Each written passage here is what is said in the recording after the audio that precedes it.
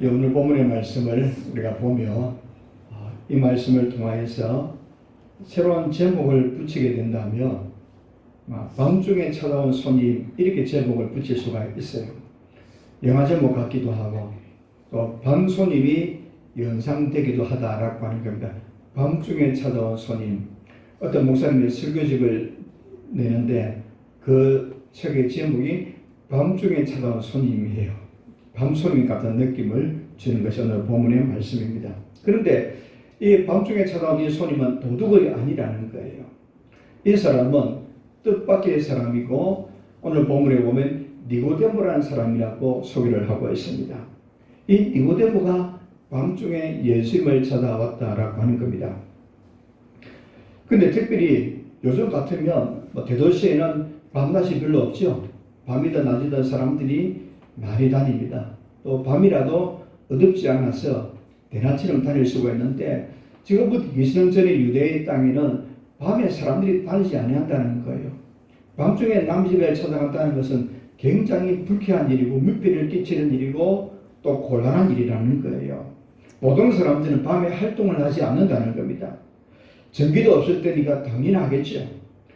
밤중에 미리 약속도 하지 않고 불쑥 찾아오는 것은 엄청난 신뢰였고 또 이해가 되지 않는 상황이라는 거예요.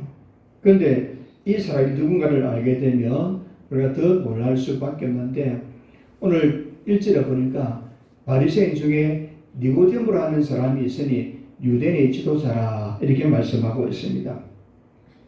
이때 당시 이스라엘은 정치와 종교가 일치하는 사회였어요.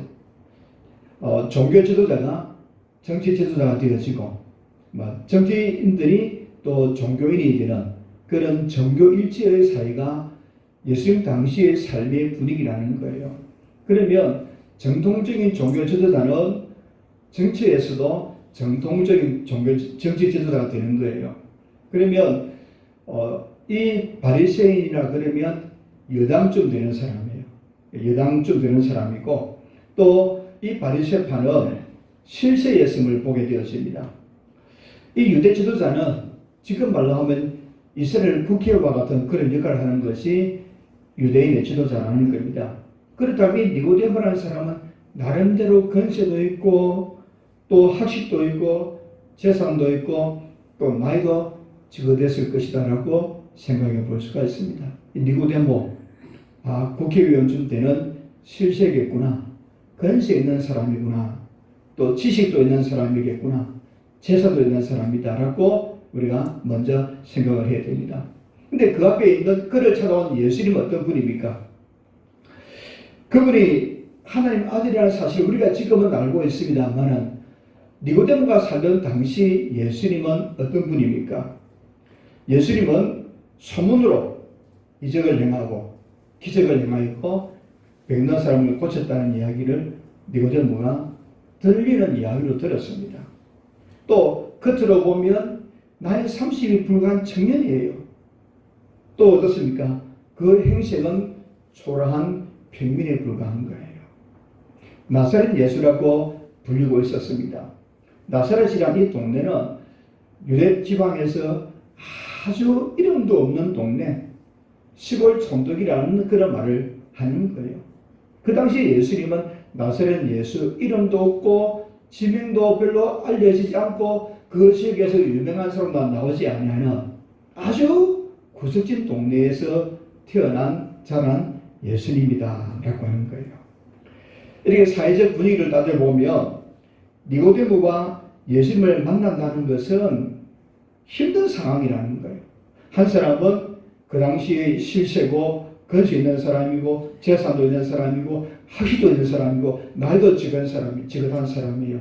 그런데 예수님은 갓 30을 넘긴 청년이고 나사렛 출신의 시골에서 태어나서 시골에서 살았던 사람이다 라고 하는 거예요. 동무지 받지 않는 사람인데 이 예수님을 니고데모가 찾아왔다라고 하는 거예요. 니고데모가 밤중에 예수님을 찾아온 이유는 구원에 대한 갈증 때문일 거예요. 자신의 삶에 있는 갈증의 문제, 자기 속에 있는 갈증의 문제를 해결받고 싶어서 예수님을 찾아왔다는 거예요. 이 구원의 갈증은 하나님을 만나야만 해결될 수 있다라고 하는 겁니다. 니고데모가 무슨 급한 일이 있었는지 모르지만 예수님을 찾아왔습니다. 생각하면 생각할수록 참 이상한 일이고 또 대단한 이 니고데모가 실세고 근세 있는 사람이고 재산도 있는 사람이고 학식도 있는 사람인데 무엇이 부족해서 예수님을 찾아왔을까? 이 니고데모는 깊은 고민에 빠져 있었던 거예요. 예수님의 소문을 들었는데 예수님께서 많은 기적을 행하셨고 또 예수님께서 표적을 행하셨다는 이야기를 듣고 니고데모의 마음이 흔들리는 거예요. 저 예수님 혹시 하나님의 보내신 선지자일까? 아니면 랍비일까? 아니면 메시아일까? 우리가 기다리고 있는 그 메시아일까?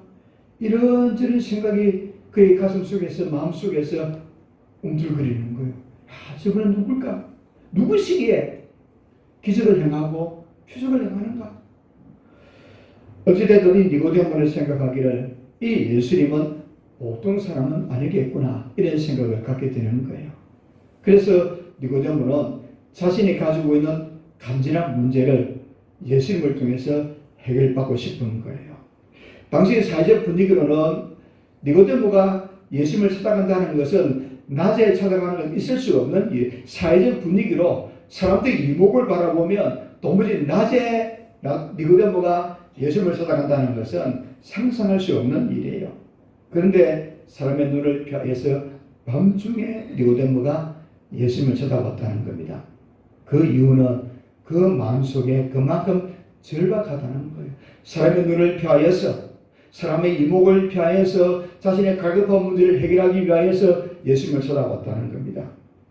그러면 이 니고데모가 가진 고민이 무엇일까? 세상적으로 보면 니고데모는 성공한 사람입니다.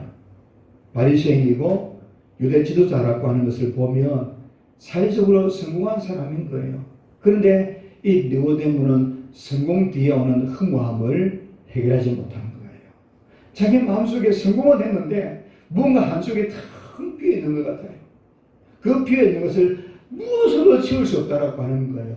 근세로도 학식으로도 재산으로도 그 무엇을 가지고도 자기 마음속에 있는 이 텅 빈 한 부분을 채울 수 없는 거예요.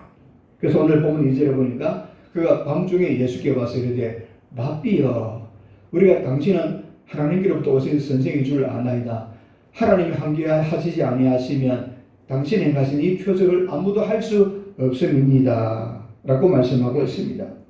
이 니고데모가 예수님을 찾아와서 그냥 예수님 내가 이런 고민이 있습니다 라고 하면 좋을 텐데 빙 둘러서 체면상 예수님 앞에 뭔가 구하고 싶은데 막 이야기를 하나님 운전하고 표적 이야기하고 이적을 이야기하면서 예수님이 하나님이 보내신 분인 것 같다라고 둘러대고 이야기하는 거예요.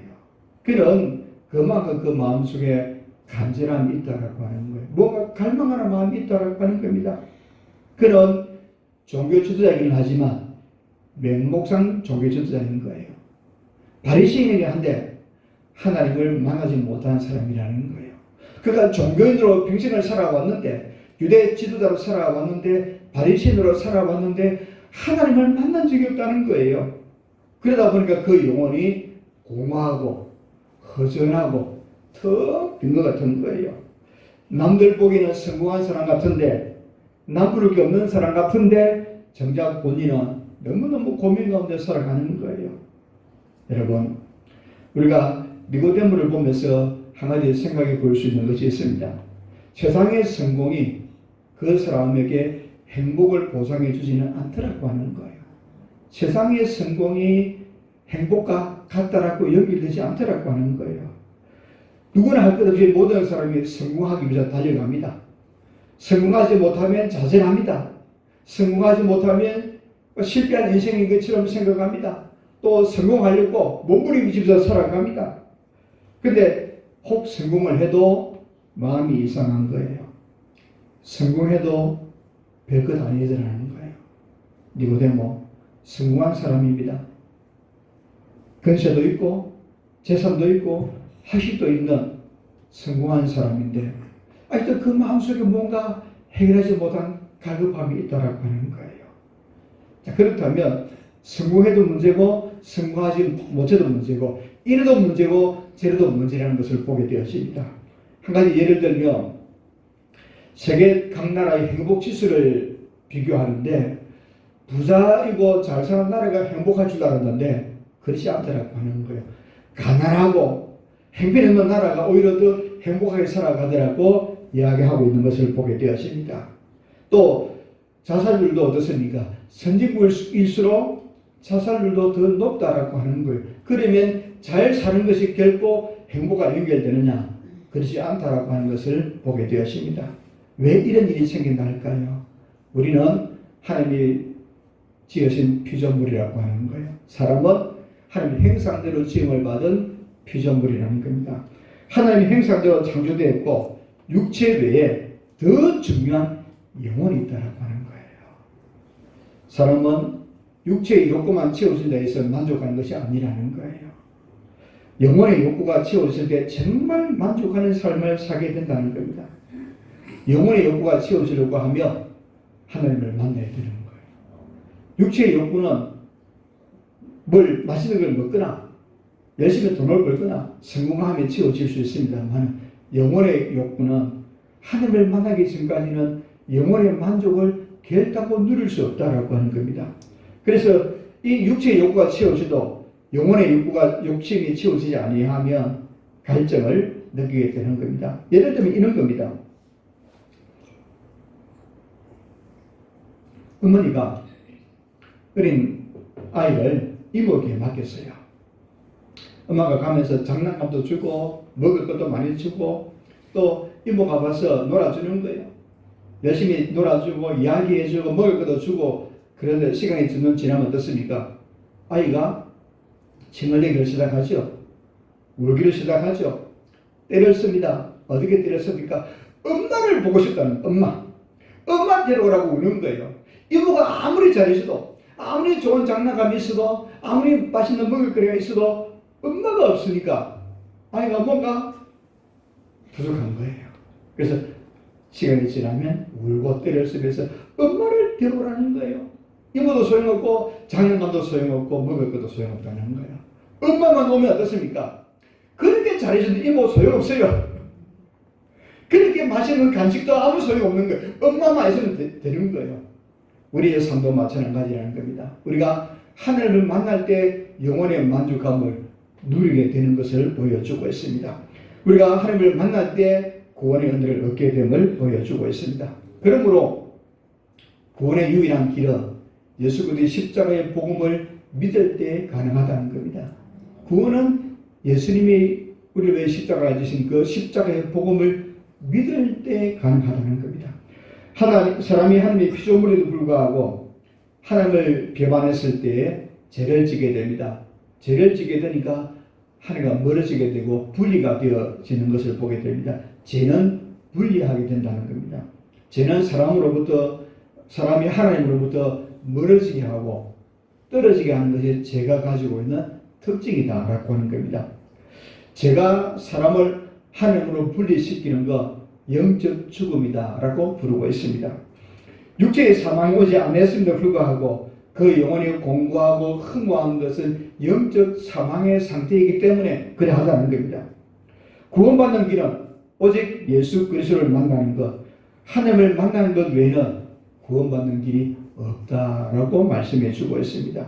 우리가 십자가의 대속의 복음을 믿는 것만이 우리 영혼이 구원받는 유일한 길이다라고 말씀하고 있습니다. 로마서 6장 23절에 말씀하기를 죄의 싹은 사망이요 하나님의 은사는 그리스도 예수 우리 주 안에 있는 영생이니라. 죄의 값은 죽음이고 하나님의 주신 은혜는 영생이다 라고 말씀하고 있습니다. 사람은 누구나 하나님을 떠난 죄인이 되었고 그 죄의 결과는 사망이라는 겁니다. 육체의 사망 이전에 영혼의 사망이 있었고 육체의 사망 이후에는 영원한 죽음이 있다라고 하는 거예요. 하나님을 떠난 삶은 죽기 전에도 영적 죽음이 있고 죽고 난 이후에는 영원한 죽음이 있다라고 하는 겁니다. 예수님을 만나기 이전에는 누구나 다 죄인이라고 하는 겁니다. 예수님을 만나기 이전에 누구나 다 영적인 죽음의 길을 달려가는 사람들입니다. 육체의 욕심만 채우려고 발버둥을 치고 살아가는 사람들이 예수님을 만나기 전의 삶의 모습이라는 겁니다. 때때로 육체적인 뭔가를 채우기 위해서 살면 성공하고 잘되면 기쁘고 만족하고 즐거워하다가 어느 한순간에 가면 그 마음의 허전함, 텅 빈 것 같은 것을 느끼게 되는 거예요. 이유를 잘 모르는데 뭔가 텅 빈 것 같아요.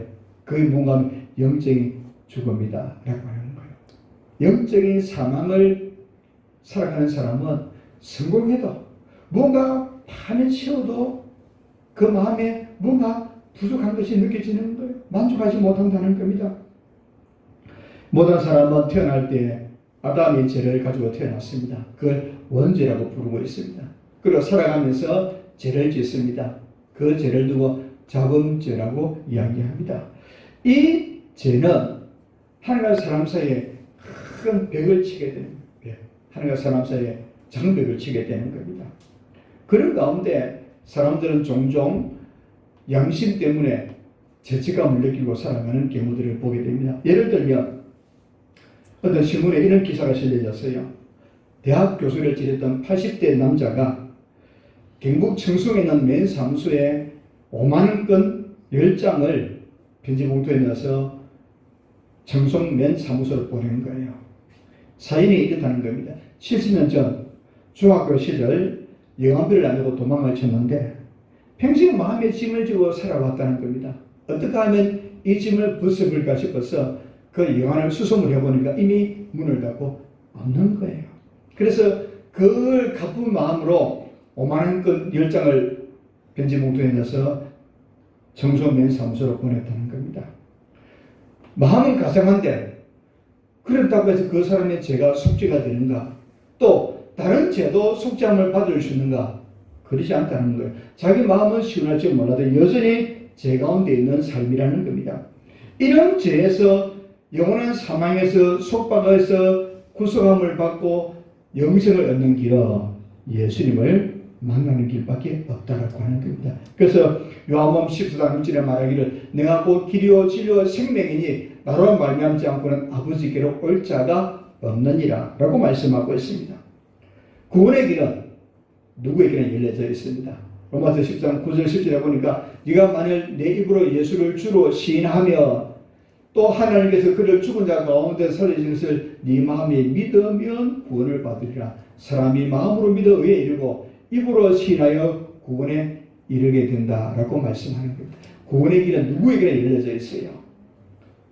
오직 믿음으로 반응하는 사람에게 구원의 길이 열려 있다는 겁니다. 요한복음 1장 12절 13절에 말씀하기를 영접하는 자, 곧 그 이름을 믿는 자들에게는 하나님의 자녀가 되는 권세를 주셨으니 이는 혈통으로나 육종으로나 사람의 뜻으로 나지 아니하고 오직 하나님께로부터 난 자들이니라. 아멘. 우리가 믿음으로 구원받고 하나님의 자녀가 되는데 그 외에 다른 방법으로 불가능하다는 거예요. 그래서 요한복음 1장 13절에는 오직 하나님께로부터 난 자들이라고 말씀해 주고 있습니다. 하나님이 낳아주신 자, 하나님이 믿음을 주신 자, 이런 사람이 거듭난 사람이라고 하는 거예요. 오늘 우리가 예수 그리스도 안에 있고 예수님을 나의 구주로 믿는 사람들은 하나님께로부터 난 자들이라는 거예요. 하나님께서 우리를 믿음을 주셨고 구원의 은혜를 베풀어 주신 믿음의 사람들입니다. 오직 구원은 예수님이 십자가의 복음을 믿을 때만 가능하다는 겁니다. 마지막 세 번째로 믿음을 거듭난 사람에게 주신 최고의 선물은 무엇일까? 바로 천국이라는 겁니다. 우리가 같이 합시다. 믿음으로 거듭난 자에게 주시는 최고의 선물은 천국입니다. 주시는 최고의 선물은 천국입니다. 아멘. 거듭나기 전에 그 누구도 천국을 가질 수 없다라고 하는 겁니다. 거듭나게 되면 믿음에 새기게 됩니다. 거듭나면 하나님의 자녀가 되고 천국 백성이 되는 거예요. 천국은 거듭나야 가는 나라라고 하는 거예요. 오늘 니고데모가 예수님을 찾아와서 어정쩡쩡하게 이야기하는 거예요. 예수님 소문을 들으니까 하나님이 보내신 자 같고 기적을 행하신 이런 사람이 하는 일이 아닌 것 같은데요. 이렇게 어정쩡쩡하게 이야기하고 있는 거예요. 그래서 예수님께서 니고데모가 무엇을 말하고 싶은 것인지 알고 이렇게 말씀하는 겁니다. 오늘 요한복음 3장 3절에 말하기를 진실로 진실로 네게 이르노니 사람이 거듭나지 아니하면 하나님의 나라를 볼 수 없느니라고 전국을 찔러서 니고데모가 가지고 있는 하나님의 나라에 대한 그 말씀을 해주시는 거예요. 니고데모가 갑자기 사람이 거듭나지 아니하면 하나님의 나라를 볼 수 없다는 그 말을 듣고 니고데모가 자신의 지식으로 아무리 생각을 해봐도 내가 성인이고 나이가 많이 어떻게 다시 어머니의 뱃속에 들어가 태어날 수 있는가라고 의아심을 가지는 거예요. 사람이 늙었는데 어떻게 어머니의 뱃속에 들어가 다시 태어날 수 있는가? 그때 예수님이 요한복음 3장 5절에 진실로 진실로 내게 이르노니 사람이 물과 성령으로 나지 아니하면 하나님의 나라에 들어갈 수 없느니라 이렇게 말씀해 주셨습니다. 거듭나는 것은 어떤 수단과 방법으로 되는 것이 아니라 오직 하나님이 성령으로 말미암아 사람을 다시 태어나게 하신다라고 하는 거예요. 성령으로 거듭나게 된다라고 말씀해 주고 있습니다. 니고데모는 이스라엘 박사였지만 한심하게도 이 진리를 몰랐던 거예요. 성령으로 거듭나야만 하나님의 나라에 들어갈 수 이 진리를 몰랐어요. 그 유치부 찬송가 이런 찬송이 있어요. 어린이 찬송 가운데 돈으로도 못 가요 하나님의 나라, 힘으로도 못 가요 하나님의 나라, 뱃으로도 못 가요. 또 무엇으로 못 갑니까? 지식으로도 못 가요. 그 다음에는요 의부도 못 가요. 마음 찾게도 못 가요. 어떻게 가느냐요? 거듭나면 가는 나라, 하나님의 나라 이렇게 하는 거예요. 믿음으로 가는 나라, 하나님의 나라. 니고데모는 유대인 가운데서 박사였어요. 지식 있는 사람이었어요. 근세 있는 사람이었습니다. 나름대로 종교 지도자로서 평생을 살아왔는데 유치부 알지도 않은 이 사실을 니고데모가 몰랐다는 거예요. 하나님의 나라는 돈으로도 못 가고 힘으로도 못 가고 지식으로도 못 가고 의욕으로도 못 가고 마음 찾기도 못 갑니다. 어떻게 갑니까? 거듭나면 가는 나라, 믿음으로 가는 나라라 라고 말씀해 주고 있습니다. 니고데모는 예수님이 거듭나야 한다고 할 때에 그 말씀을 두고 몰랐어요. 다시 예수님이 설명해 줍니다. 육으로 난 것은 육이요 영으로 난 것은 영이라. 첫 번째 출생은 육의 출생이고 두 번째 출생은 영의 출생이다라고 말씀하는 거예요. 니고데모는 거듭나야 된다는 이 이야기를 또다시 육의 출생을 이야기하고 있는 거예요. 예수님은 첫 번째 출생은 육의 출생이지만 가난하게로 태어나는 것이지만 두 번째에 태어남은 영의 출생이다 라고 하는 겁니다. 다행히 니고데모가 거듭났어요. 예수님을 믿었어요. 귀한 믿음의 사람이 되었습니다. 요한복음 19장을 보면 예수님이 십자가에 못 박혀 죽으실 때에 장례를 치러야 되는데 장례의 오금을 가지고 니고데모가 찾아오는 거예요. 그 당시에 사회 분위기를 보면 할 수 없는 일이었음에도 불구하고 니고데모는 믿음에 들어가고 난 이후에 그 믿음을 마지막 순간까지 지키면서 예수님의 장례를 치르기 위해서 자신의 목숨을 내어놓고 그 일을 행하는 것을 보게 되었습니다. 참된 그리스도인은 거듭난 사람이다 라고 말씀해 주고 있습니다. 거듭나지 않은 채 교회만 왔다 갔다 하면 참 믿음의 사람이 되지 않습니다. 거듭남이 참 중요하다는 겁니다. 거듭남은 성령을 통하여 주시는데 이건 사람의 수나 공로가 되는 것이 아니라 오직 하나님의 말씀으로 거듭나게 된다는 겁니다. 거듭남의 방편은 말씀이라는 거예요. 베드로서 1장 23절에 보니까 내가 거듭난 것은 썩어질 씨로 된 것이 아니요 썩지 아니할 씨로 된 것이니 살아있고 항상 있는 하나님의 말씀으로 되었느니라. 아멘. 거듭나는 것은 하나님의 말씀으로 되는 것이다 라고 말씀해 주고 있습니다. 우리가 잘 믿어지지 아니하면 계속해서 말씀을 읽고 듣고 하다 보면 어느 순간 믿음이 생겨나는 거예요. 말씀을 읽고 듣고 끊임없이 고민하며 어느 순간 성령이 찾아오셔서 우리를 거듭나게 해주시는 거예요. 믿어지게 하는 겁니다. 그래서 믿음은 하나님의 선물이다 이렇게 하는 겁니다. 믿음은 하나님의 선물인 겁니다. 에베소 2장 8절에 말씀하기를 내가 그 은혜의 의자의 믿음으로 말미암아 구원을 받았나니 이것은 너에게서 난 것이 아니요 하나님의 선물이라. 더 정확하게 말하면 내가 믿는 것이 아니라 믿어지는 거예요. 어느 순간 하나님의 말씀이 믿어지는 겁니다. 믿어져서 믿게 되는 거예요. 믿음은 수동적이라는 겁니다. 하나님께서 우리에게 믿어지게 은혜를 주시는 거예요. 그래서 믿음을 두고 선물이라 이렇게 부르고 있습니다. 인도네시아 선교사로 있는 이기쁨 선교사님이 계십니다.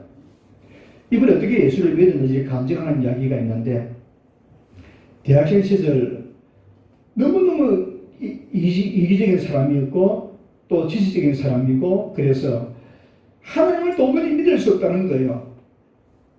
예수님을 도무지 믿을 수가 없다는 겁니다.